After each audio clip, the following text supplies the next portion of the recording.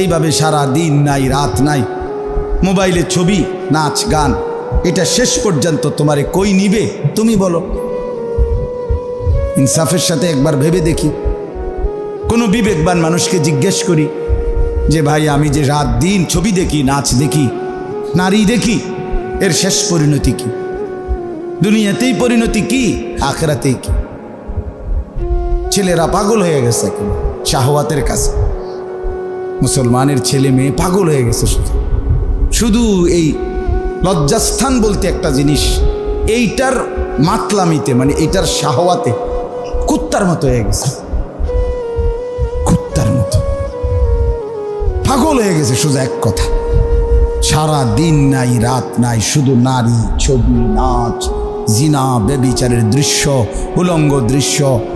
কোথায় কোনো মেয়ে আছে কিনা, কোনো দিকে হাঁটতেছে কিনা, জমজমাট পার্কগুলো, রেস্তোরাঁ, রাস্তায় রাস্তায় ক্যাফে, বিভিন্ন গ্রামে গঞ্জে চলতে ফিরতে এখন লাল নীল বাত্তিওয়ালা ছোট ছোট মিনি রেস্তোরাঁ, পার্ক, চাইনিজ, বিভিন্ন কিছু। মানে মূল বিষয় হলো নারী পুরুষের অবাধ মেলামেশার জন্য ব্যবস্থা করে দাও। ছেলে মেয়েদের যৌন লিপ্সা, অবৈধ কামনা বাসনা, শাহওয়াত চরিতার্থ করার চেষ্টা, আর কিছুই না। মানে সবাই মিলে শাহওয়াতের হাতে বন্দী হয়ে গেছে, জিনের মতো। জিনে ধরে লাইছে মনে হচ্ছে। জীবনের একটাই আকাঙ্ক্ষা, মনের অবৈধ কামনা বাসনা, লজ্জাস্থানের চাহিদা, যৌন চাহিদা, শাহওয়াত, আব্দুস শাহওয়াত, শাহওয়াতের গোলাম। আল্লাহ তাআলা আমাদেরকে বুঝ দান করেন, ফেরানো দরকার। আমি এই জন্য আলহামদুলিল্লাহ, আমার কথা হলো যেখানেই আল্লাহর কথা হয়, ও ঘরের ভিতরে হোক, ছাদের মধ্যে হোক, দোতলা হোক, চারতলা হোক, উপরে হোক, নিচে হোক, কম হোক, বেশি হোক, মসজিদ হোক, মাদ্রাসা হোক, বাড়ি হোক, উঠান হোক, বলতে থাক। আমি সেদিনও বলছি, কতক্ষণ দফাদফি করে কবরে যাবেন, ফেরেস্তা বাহিটা মিলে এলো, কি হয়েছে না হয়েছে, কদ্দুর কিটা কইছি না কইছি, দি ফেরেস্তা গইনা লইব। আগে কতক্ষণ উড়াউড়ি করে কবরে যাইবে, এমনিও যামুগা কবরে, আমিও জানি, আপনারাও জানেন। কাজেই আল্লাহর কথা বলে, আল্লাহর কথা বলতে বলতে কতক্ষণ তুফান তাফান করে বলে চলে যায়। থামাথামির সুযোগ নেই, থামার সুযোগ, থামলেও হায়াত শেষ, না থামলো শরীরের খুব যত্ন নিলেও মরে যাবে, তেমন বেশি যত্ন না নিলেও মরে যাবে। এই এমনি এমনি যাইবে গাই, সব এমনি এমনি একের খুব কেয়ারফুল লোকেরও দেখছি রোগা, খুব সতর্ক ছিল, সচেতন ছিল। অতিরিক্ত সচেতনতার কারণে সব কিছু গুন্না গুন্না মাইপা মাইপা খাইছে। উনিও কোনো 300 বছর হায়াত পায় নাই, পাইছিনি কথাটা। 70, 80, 60-এর ভিতরে আস্তে মরিয়া সোজা হয়ে গেছে। এত সতর্ক ব্যক্তি আমনে কা মরেন, আমরার মতো আঙ্গাল কাঙ্গালে না মরিয়া যাবো বেকুব ধরনের যারা আমরা। আমাদের মতো এত সতর্ক, এত সচেতন।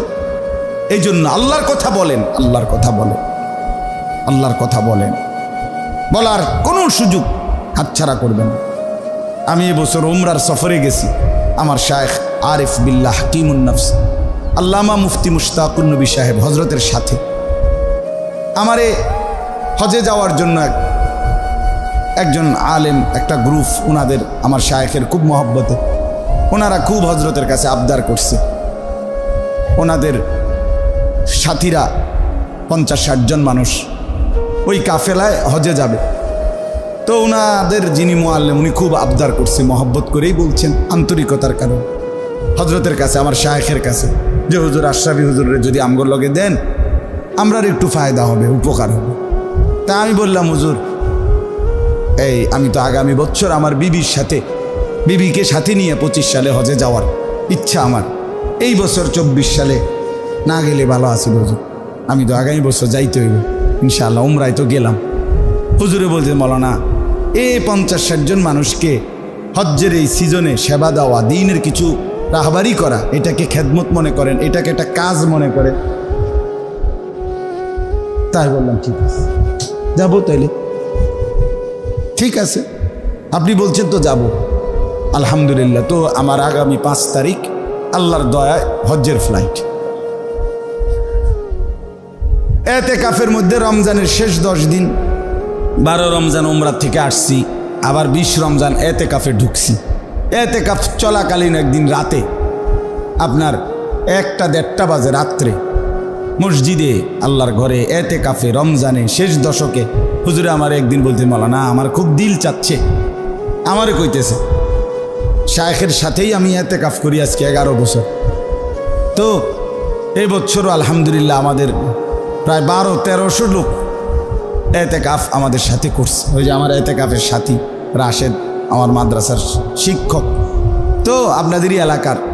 তো হুজুর আমারে বলতেছে মাওলানা আমার দিল চাচ্ছে, যেহেতু উমরায় গেলেন আল্লাহ চাহে তো হজে যাবেন ইনশাআল্লাহ, তো এক কাজ করেন হজের থেকে আইসা একটা চিল্লা 40 দিন তাবলিগে আল্লাহ রাস্তায় যান, দেখা যাবে কিছু আরও মানুষের উপকার হবে, আপনারও উপকার হবে। তা আমি বললাম এত রাত্রে আপনি বলছেন, আপনি বলেননি আমি যাইতাম হুজুর। কহ আমার মন খুব চাচ্ছে, আপনি গেলে ভালো হইব। আমি বললাম গেলাম, যাবো আমি, ঠিক আছে আমি যাবো, চিল্লাতেও যাবো। তো আলহামদুলিল্লাহ চিল্লারও ডেট করছি, জুলাই মাসের 8 তারিখ আমি ফিরব ইনশাআল্লাহ। তার 14-15 দিনের মাথায় 25শে জুলাই বৃহস্পতিবার আবার আল্লাহর রাস্তায় এক চিল্লার জন্য বের হব ইনশাআল্লাহ। আলহামদুলিল্লাহ খালাস, আল্লাহর জন্য বলে যাওয়া, ফিকির করা। অর্থ হইল, এই কথা বোঝানোর অর্থ হইল ওলামায়ে কেরামকে বললাম মানুষের ফিকির চাই, যতভাবে হইতে পারে, যতভাবে হইতে, সব সুযোগ কাজে লাগাইতে হবে। এখন সব সুযোগ কাজে লাগাইতে হবে। আমার কথা শুনবে কে? একজন শুনুক, এই সুযোগটা কাজে লাগায়। সময়ের নাজুক এই পরিস্থিতি, মানুষ স্রোতের মতো একদিন কেউ যদি ঢাকা 300 ফিট যে রাস্তাটা হইছে আপনার, যেটার কেন্দ্রিক দিয়ে কয় 300 ফিট কয়, যেটারে স্পেশাল যে নতুন রাস্তা হয়েছে না তোমার, হ্যাঁ পূর্বাচল অত্যাধুনিক রাস্তা এটা এখন হয়েছে, খুব সুন্দর ডিজাইনেবল রাস্তা। এটাতে বিকাল বেলা কেউ যদি 1টা ঘন্টা দাঁড়াইয়া শুধু দেখে এক নজর, মুসলমানের এই পৃথিবীতে এই দেশে ছেলে মেয়েদের মোটর সাইকেল আর গাড়ির কি পরিমাণ ছুটাছুটি, কি পরিমাণ হালাত, হায় গুনাহ, একদম ফ্যাশনেবল গুনাহ, অশ্লীলতা, বেহায়াপনা, কারো দিলে খবর নাই কার মেয়ে কার ছেলে ঘুরছে মোটর সাইকেলের পিছনে সারা রাত। আপনার ঢাকার এই যাত্রাবাড়ির এই পাশ থেকে নিয়ে পদ্মার পার পর্যন্ত, পদ্মা সেতুর ওইখান থেকে আবার এই পার ফাঁ করে ছাড়ে, আবার এক টানা হিসাবে। এমন রাস্তা, এলিভেটেড রাস্তা, মানে এটার ডানে বামে ইয়া নাই, যাওয়ার কোনো 500 রাস্তা নাই, এক রাস্তা এক টানে চলে যায়। অর্থাৎ যুবক যুবতী ছেলে মেয়ে মোটর সাইকেলে ঘুরছে, মোটর সাইকেল, বাবার সন্তান, কোটিপতি বাবার সন্তান। আমার কাছেও তো কাঁদছে বাবা, এমন বাপ, 2 জন বাপ, যারা হুজুর আমার 4টা গাড়ি প্রাইভেট কার। এক ভদ্রলোক বলছে আমার ছেলে একটা গাড়িও সে ব্যবহার করে না, সে প্রাইভেট কারে চড়বে না, তার প্রতি মাসে 15 দিনে মোটর সাইকেলের ডিজাইন মডেল বদলায় আর শুধু মোটর সাইকেল ঘুরে। এটা কি নেশা, এটা কি পাগলামি বলেন? এই প্রজন্ম কোথায় যাবে? নিজেদেরকে কি বুঝাইতে চাচ্ছে? নিজের জীবনের মায়া না করে এইভাবে কুত্তার মতো এত দ্রুত মোটর সাইকেল নিয়ে ফাঁ করে ছুটা, এটা এই পাগলের মানে এটা কোন ধরনের পাগলামি? তুমি নিজেই কাভার্ড ভ্যানে, লরিতে, ট্রাকে চাপা পড়বা, ঢুকে যাইবা।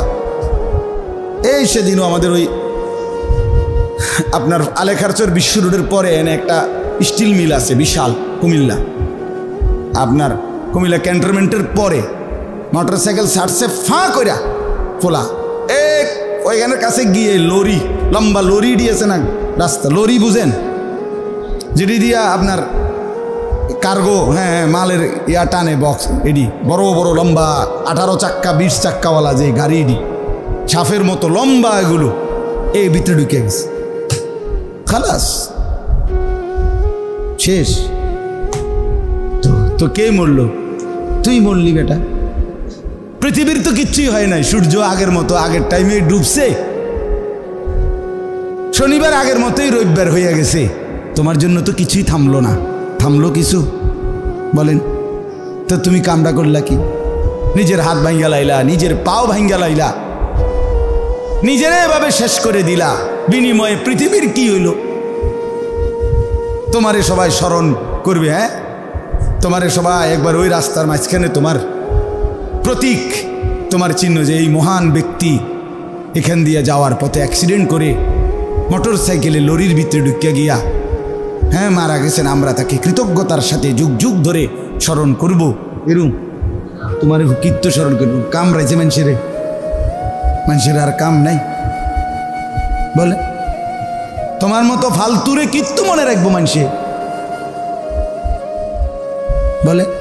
তোমরা যারা ছেলেরা চুল, এই বিশ্রী বিকট চুল, ইবলিসের মতো, শয়তানের মতো, কাফেরের মতো, মুশরিকের চুল যারা রাখো, তোমাদেরকে কেউ মনে রাখবে না পৃথিবীতে। প্রিয় বন্ধু, মনে রাখো, কেউ না কেউ, সমবয়সী বন্ধুরাও তুমি মরে গিয়ে দেখো 15 দিন পরে তোমার খবর আর কেউ নিবে না। তোমার ফাওড়া ভাঙ্গা দেখো, কারো চোখে পানি আসবে না, সবাই বলবে আহ দোস্ত একটু সেফে চলতাম, এই শেষ, আহা একটু সতর্ক হয়ে চলতা, কি করলা, অফ সরি সরি, হ্যাঁ আচ্ছা যাক দোস্ত একটু কাজ আছে তো আসি, কেমন, ভালো থাকিস। তো ঠ্যাং ভেঙে লাইছে এইতে কয় ভালো থাকিস, বেকুব কি কইলি বেটা? বেটা ঠ্যাং ভাঙ্গা, বেটার কয় ভালো থাকিস। বেটা আর ভালো থাকবে কেমনে? বেটা তো ভাঙ্গায়। বলেন সে আর ভালো থাকবে কিভাবে? তার জীবনটা তো পঙ্গু হয়ে গেল। তাইলে এই জন্য বন্ধুরা সব ধোকা, সমবয়সী ধোকা, দুনিয়া ধোকা, দুনিয়ার এই মোহমায়া এই ধোকা, নারীর সৌন্দর্য ধোকা, নারীর হাসি ধোকা, নর্তকীর হাসি ধোকা, অভিনয়, সে নিজেই তো অভিনেতা, সে তো নিজেই বলে আমি অভিনয় করছি। কথা বলেন না কেন? বলো ছেলেরা, বলো মিয়া, নাটকের নায়ক নায়িকা, সিনেমার নায়ক নায়িকা, টিকটকের ছেলে মেয়ে কিংবা মোবাইলের ওই ওরা তো বলছেই আমি অভিনয় করছি। অভিনয়, অভিনয় তো আসল হইতে পারে না, অভিনয় তো ধোকা, ধোকা, ধোকা। তুমি কেন ধোকা খাইলা? সে তো ধোকা দেয় নাই, সে তো বলে নাই আসল। ধোকা দিত তখন না বেটা, ওই কি ধোকা দিছে আপনারে? অত না, অত বলছে আমি অভিনয় করছি, তুমি না ধোকা খাইছো। সে ধোকা দিল কই? সে তো ধোকা দেয় নাই, সে তো নিজেই বলছে আমি ফালতু। আমরা অনেক সময় বলি যে লাল শালু, সে নিজেই বলছে লাল শালু লাগাইয়া, লাল শালুর জামা গায়ে দিয়া, সে আপনাকে তো আগেই বলে রাখছে যে লাল এটা তো রেড সিগন্যাল, বিপদ সংকেত। কোনোখানে গাঁথা থাকলে, রাস্তার পাশে যদি গর্ত হইয়া যায় তো লাল কাপড় নিশানা টাঙ্গায়। ট্রাক অ্যাক্সিডেন্ট করলে অথবা এখানে পড়ে রইলে বিকল হইয়া তো লাল কাপড় লাগাইয়া বুঝায়। লাল কাপড় কি সংকেত?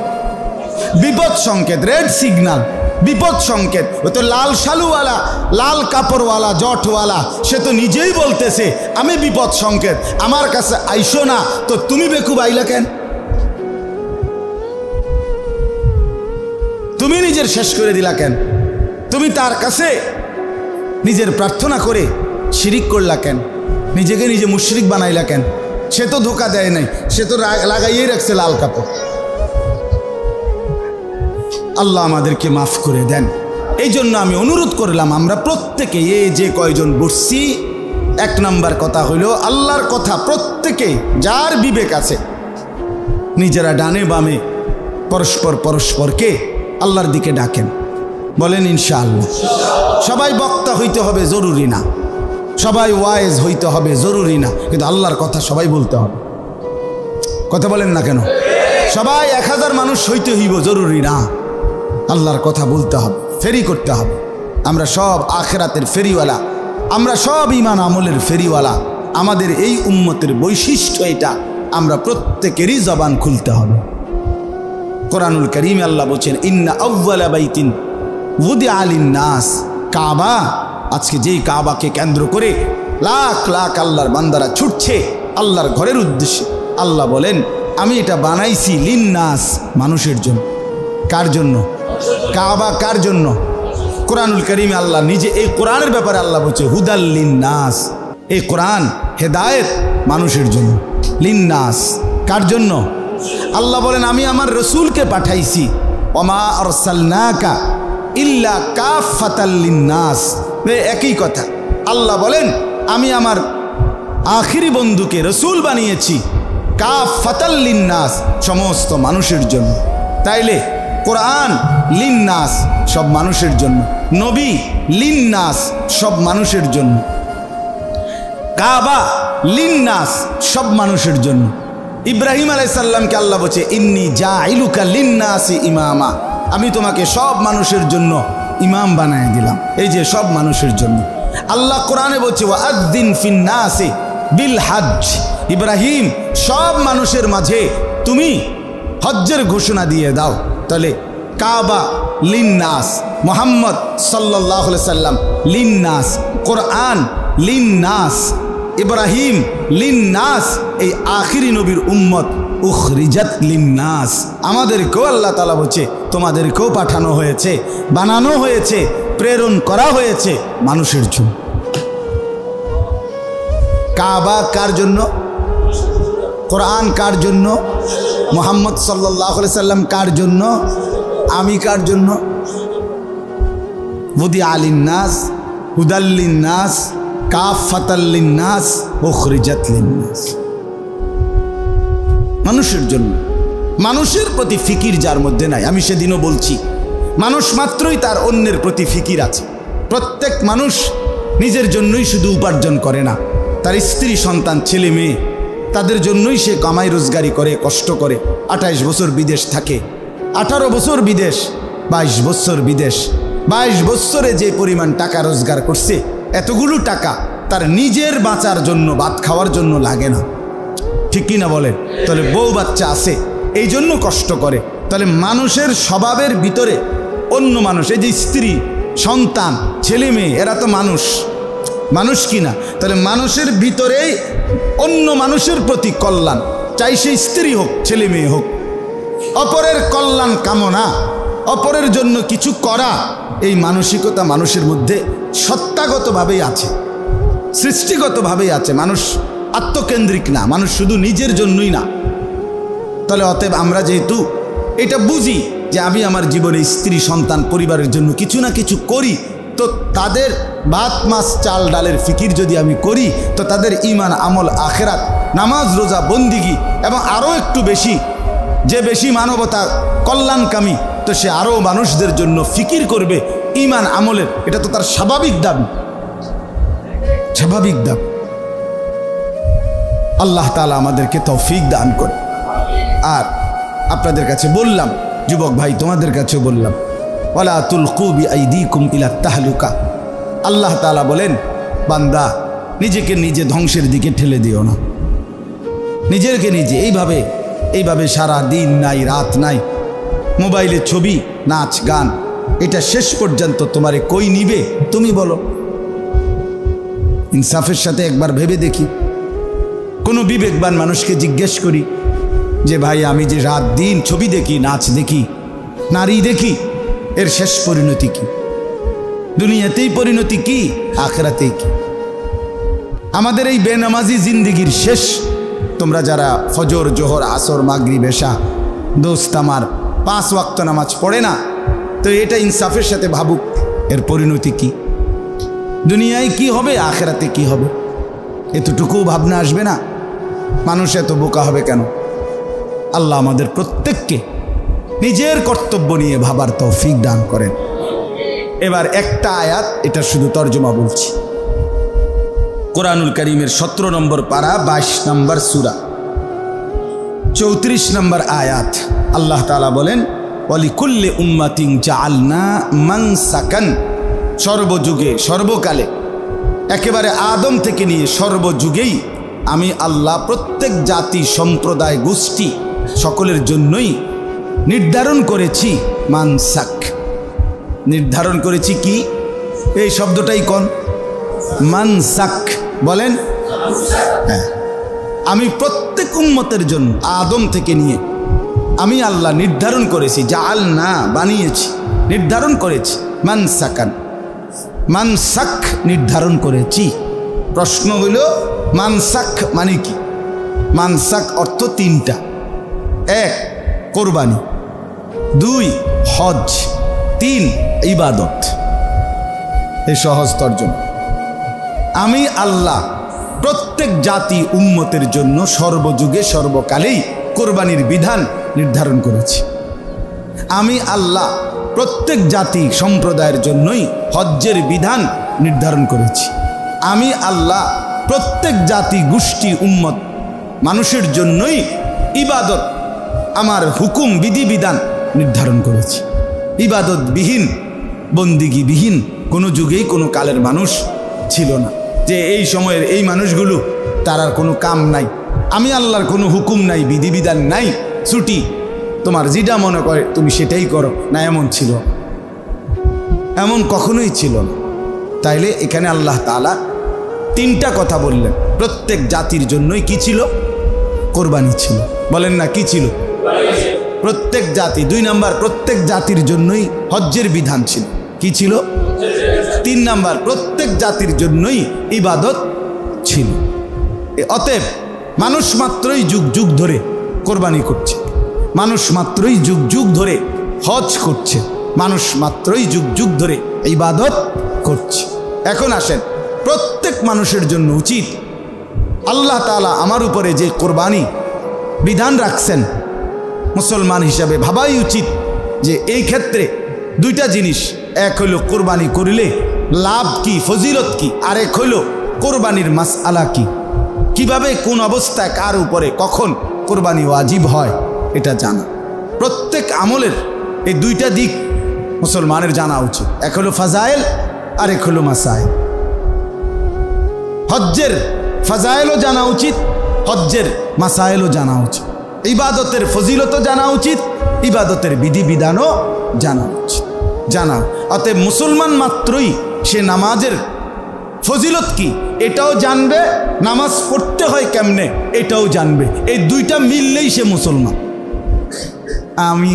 আমরা হুজুর গ্রামের মানুষ, সাধারণ মানুষ, মূর্খ মানুষ, জেনারেল মানুষ, স্কুলের মানুষ, কলেজের মানুষ, এই জন্য আমরা এটা জানি না। কা জানেন না? আপনি চিড়ে খান, হ্যাঁ, আপনি বন দিয়ে চা দিয়ে হুদা ভিজাই খান নাকি? আপনি জানেন না কেন? আপনি জানবেন না কেন? আপনি না জানার অনুমতি আছে কিনা আপনার? কথা বলেন না।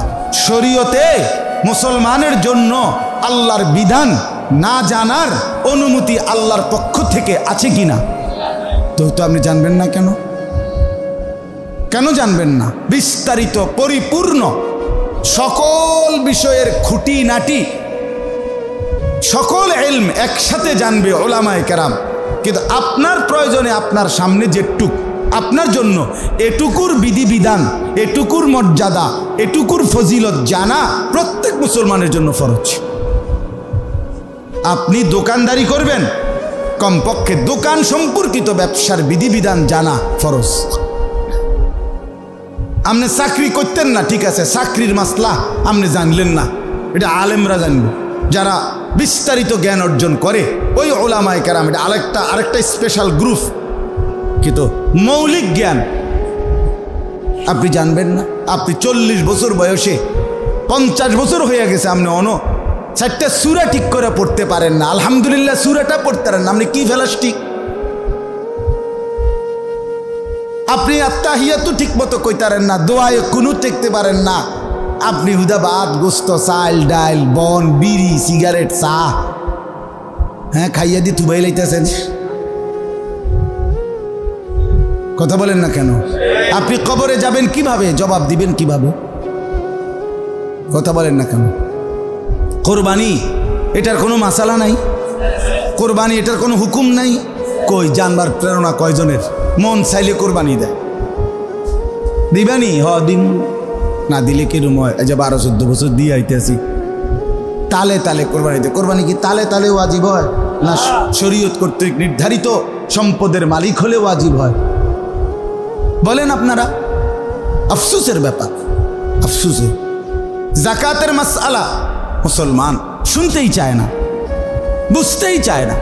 কয়জনে জিজ্ঞাসা করে বলেন যে হুজুর আমার সম্পদের উপর, অথচ যাকাত ফরজ, এটা কি করলে দিলে হইল না দিলে না হইল এমন কথা বলেন না কেন? এটা তো ফরজ। হজ এটা তো ফরজ। হজ কি ফরজ না সুন্নত? যাকাত কি ফরজ না সুন্নত? কোরবানি ওয়াজিব না নফল? ওয়াজিব। ফরজ যেটা ওয়াজিব সেটা না জানার সুযোগ কোথায়? সেটা না বুঝার সুযোগ কোথায়? আফসোসের কথা, বহুত বড় আফসোস।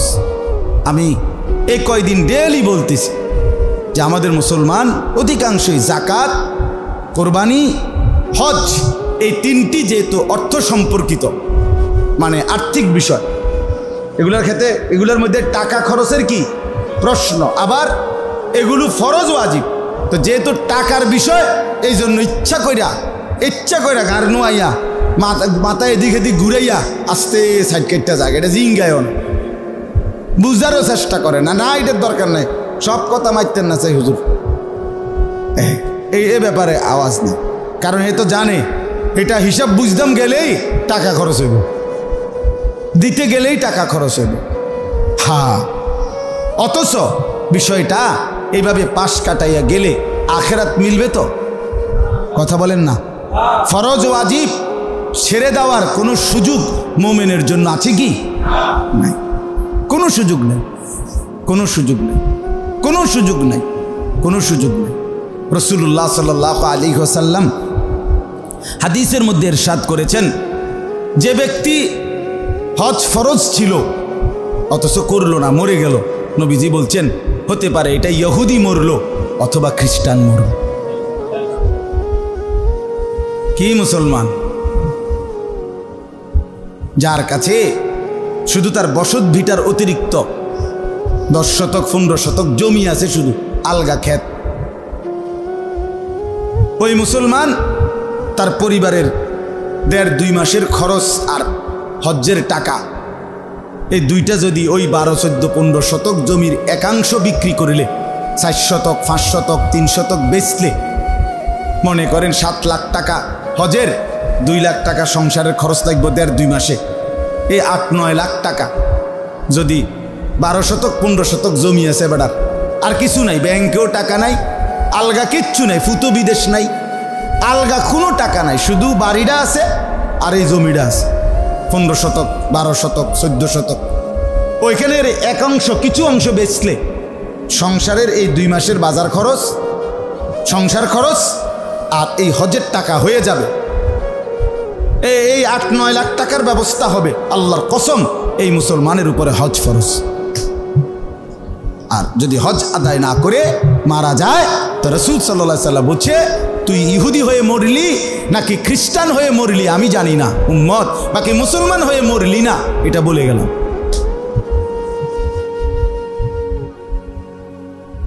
কত বড় জঘন্য কথা। এরপরও যার কলিজার মধ্যে ভয় লাগে না, এবড়া কেমন শক্ত বুড়া,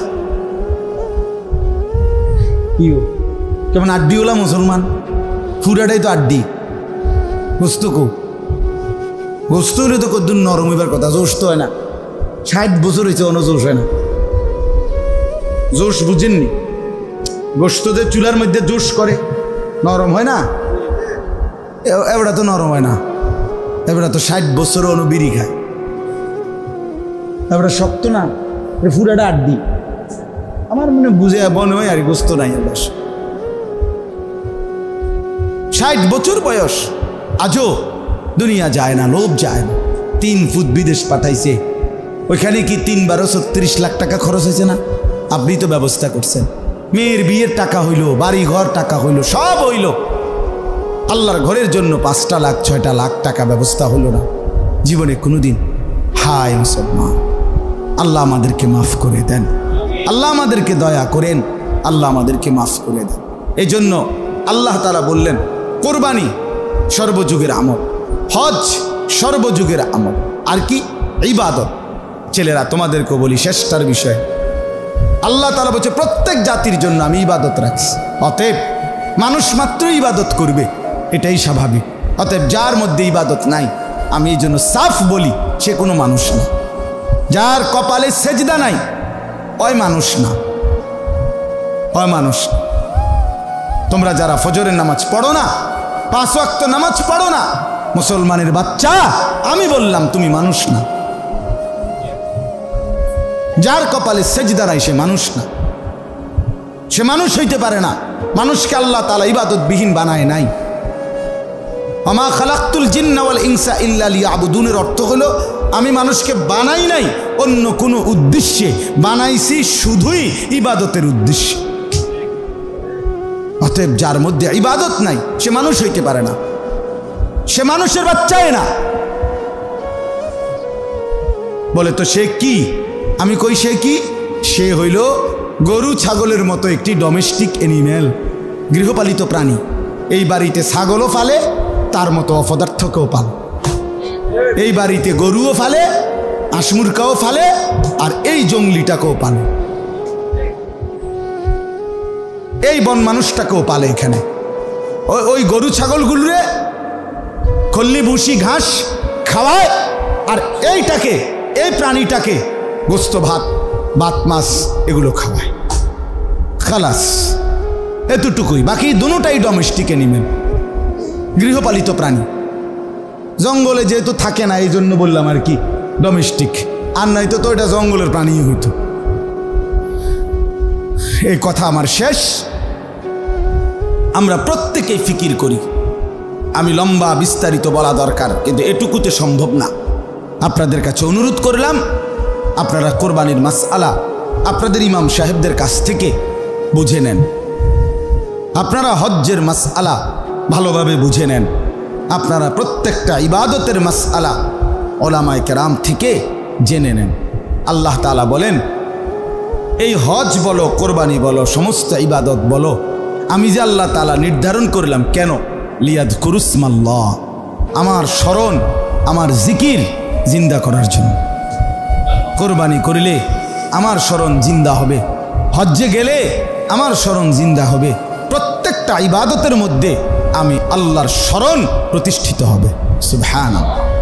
আলা মা রাযাকাহুম মিন বাহিমাতিল আনআম, আল্লাহ তাআলা বলে বিশেষভাবে কোরবানির চতুষ্পদ প্রাণী যে আমি যেটা রিজিক হিসাবে হালাল করে দিলাম, ওইটা জবাইয়ের সময় আমার বান্দা বিশেষভাবে আমার নাম বলবে, আমার স্মরণ করবে।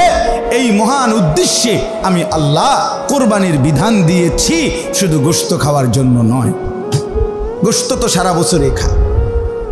এই জন্য হাদিসে আল্লাহর নবী সাল্লাল্লাহু আলাইহি সাল্লাম বলেন, যে ব্যক্তি ঈদের নামাজ, আশ্চর্য মিয়া, রাসূলুল্লাহ আজকেও পড়ছি আমার গাড়িতে বসে বসে হাদিস, নবী সাল্লাল্লাহু আলাইহি সাল্লাম বলেছেন, মান যাবাহা ক্বাবলা আস-সালাহ, যে ব্যক্তি নামাজ, ঈদের নামাজ পড়ার আগে আগে জবাই করে ফেলে প্রাণীটা, তো সে ফাইন্নামা হুয়া শাতু লাহমিন, এটা যেন সে বকরির গোশতই খাইল। আজ্জালাহু লি আহলিহি, পরিবারের জন্য তাড়াহুড়া করে গোশতের ব্যবস্থা করলো। লাইসা মিনান নুসুকে ফি শাইইন, কোরবানির কিছুই তার অর্জন হলো না। তো ঈদের নামাজ 2 রাকাত, এটা ফরজ। কথা বলেন না কেন? ঈদের নামাজ ফরজ না, না ওয়াজিব। তো ঈদের নামাজ যদি না পড়ে তার আগে কোরবানি দিয়া লায়, তাইলেই আল্লাহ বলতেছে হুদা গোস্ত খাইলা, তো যেতে ফজরের নামাজ চলবে না। তুই ডাকাইতে কির কোরবানি দিছিস বেটা? যে জোহরের নামাজ পড়ে না, আসর মাগরিব এশা পড়ে না, এই অপদার্থ কির কোরবানি দিছে? কিতে কারে দি? তুই আল্লাহরে চিনস বেটা? তুই তো গরু না চিনস বেটা, ছাগল চিনস বেটা, তুই আল্লাহরে চিনস না? ফরমান বেটা, তুই আল্লাহর জন্য কোরবানি দিছ, এটা কইলে হইল? আমরা বুঝি না, আমরা চিরা খাই। সে আল্লাহরে চিনে মনে করেন? কি কেমনে চিনে? হে কেমনে চিনে? সে তো আল্লাহর জন্য কোরবানি দিল না। আল্লাহর জন্য কোরবানি দিলে ফজর পড়বে না কেন? জোহর আসর মাগরিব পড়বে না কেন? লুঙ্গি 2 বার ফিন্দুন লাগবে, একবার বদলাইয়া নামাজ পড়া আইয়া আবার লুঙ্গি হয়তো বড়াইব, রক্ত টক্ত আড্ডি মাড্ডি লাগবো। লুঙ্গির মায়া করলা, সেজদার মায়া করলা না। কত বড় নিকৃষ্ট ডাকাত। জোহরের ওয়াক্ত চলে গেল, তুমি তোমার গোশত আড্ডি কোবাইতে আসো যে 2 বার লুঙ্গি পাল্টানো ঝামেলা, একবারে শেষ কইরা রাত 10টা-11টার দিকে কাদ কামাতিস সব দিন নামাজ একসাথে। আল্লাহ আমাদেরকে মাফ করে দেন। আল্লাহ তাআলা আজকের এই মজমা বরকত দান করেন মেহেরবানি করে। সবার কাছে অনুরোধ, কি বললাম? 1 নাম্বার, আল্লাহর কথা সবাই বলা উচিত।